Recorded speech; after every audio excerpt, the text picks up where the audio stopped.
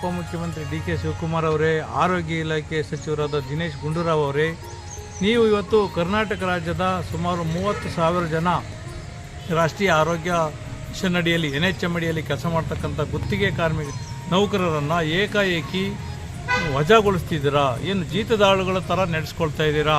ನೀವು 2022ರಲ್ಲಿ ಚಳವಳಿ ಮಾಡಬೇಕಾದ್ರೆ ಫ್ರೀಡಮ್ ಪಾರ್ಕಲ್ಲಿ ಇವರು ಕಾಯಂ ಮಾಡಬೇಕು, ಸಂಬಳ ಮಾಡಬೇಕು, ಹೆಚ್ಚು ಸೇವಾ ಭದ್ರತೆ ಕೊಡಬೇಕು ಅಂತ ಇದೇ ನೌಕರರು ಸಾವಿರಾರು ಜನ ಚಳವಳಿ ಕುಂತಿದ್ದಾಗ ಡಿ ಕೆ ಶಿವಕುಮಾರ್ ಅವರು ಮತ್ತು ದಿನೇಶ್ ಗುಂಡೂರಾವ್ ಅವರು ಹೋಗಿ ನಿಮಗೆ ನಾವು ಛತ್ತೀಸ್ಗಢ ರಾಜ್ಯದ ರೀತಿಯಲ್ಲಿ, ತೆಲಂಗಾಣ ರಾಜ್ಯದ ರೀತಿಯಲ್ಲಿ, ಪಂಜಾಬ್ನ ರೀತಿಯಲ್ಲಿ ಕಾಯಂ ಮಾಡ್ತೀವಿ ಅಂತ ಹೇಳಿ ಬಂದ್ರಿ. ಆದರೆ ಇವತ್ತು ನಿಮ್ಮದೇ ಸರ್ಕಾರ ಬಂದಿದೆ, ನೀವೇ ಸಚಿವರಾಗಿದ್ದೀರಾ. ಆದರೆ ನೀವು ಅವ್ರನ್ನ ಏಕಾಏಕಿ ರಾತ್ರಿ ಮನೆಗೆ ಹೋಗ್ರಿ ಅಂತ ಹೇಳ್ತೀರಾ. ಕಳೆದ 3 ತಿಂಗಳಿಂದ ಕೆಲಸ ಮಾಡ್ತಕ್ಕಂಥವ್ರಿಗೆ ಸಂಬಳ ಕೊಟ್ಟಿಲ್ಲ.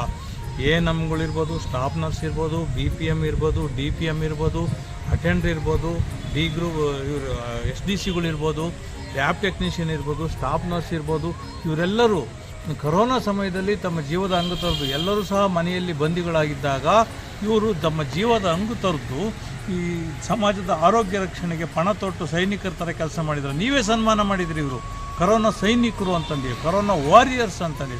ಆದರೆ ಇವತ್ತು ನೀವು ಅವರಿಗೆ ಬದುಕುವ ಹಕ್ಕನ್ನೇ ಕಳ್ಕೊಳ್ತಿದ್ರ. 5 ವರ್ಷ, 10 ವರ್ಷ, 15 ವರ್ಷದಿಂದ ಕೆಲಸ ಮಾಡ್ತಾಯಿದ್ರು.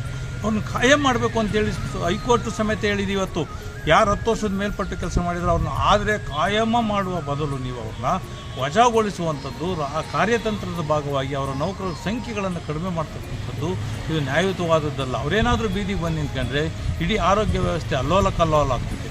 ನಿಮ್ಮ ಸರ್ಕಾರ ಏನು ಗ್ಯಾರಂಟಿ ಯೋಜನೆಯಲ್ಲಿ ಇದನ್ನು ಸಹ ಪ್ರಕಟ ಮಾಡಿದ್ರಿ, ನೀವು ಆಶ್ವಾಸನೆ ಕೊಟ್ಟಿದ್ರಿ. ನೀವೇನು ಗ್ಯಾರಂಟಿ ಕೊಟ್ಟಿದ್ರಲ್ಲ, ಆ ಗ್ಯಾರಂಟಿಯಲ್ಲಿ ಇದು ಇತ್ತು, ಏನು ಗುತ್ತಿಗೆ ನೌಕರರನ್ನು ಕಾಯಂ ಮಾಡ್ತೀವಿ ಅಂತಕ್ಕಂಥ ಒಂದು ಆಶ್ವಾಸನೆಯನ್ನು ಕೊಟ್ಟು ಅದರಲ್ಲಿ ಪ್ರಿಂಟು ಸಹ ಮಾಡಿಸಿದ್ರಿ.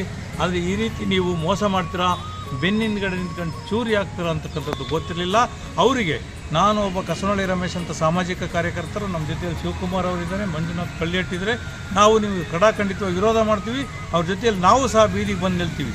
ಅವರ ಭವಿಷ್ಯದ, ಅವರ ಕುಟುಂಬದ ಪ್ರಶ್ನೆ. ಈಗ 25, 30, 40, 45 ವರ್ಷದ ಅವರೆಲ್ಲ ಎಲ್ಲಿ ಹೋಗಿ ಏನು ಮಾಡಬೇಕು? ಇವತ್ತು ಯಾವ ಕೆಲಸ ಕಲಿಯಕ್ಕೆ ಬರುತ್ತೆ? ಅವರು ಈಗಾಗಲೇ ಅವರು ಮಧ್ಯ ವಯಸ್ಸಿಗೆ ಅಂತರಕ್ಕೆ ಬಂದಿದ್ದಾರೆ. ಅವ್ರು ಹೋಗಿ ಬದುಕುವುದು ಹೆಂಗೆ? ಅವ್ರಿಗೇನು ಬೇರೆ ಕೆಲಸ ಏನು ಮಾಡೋಕ್ಕೆ ಬರುತ್ತೆ?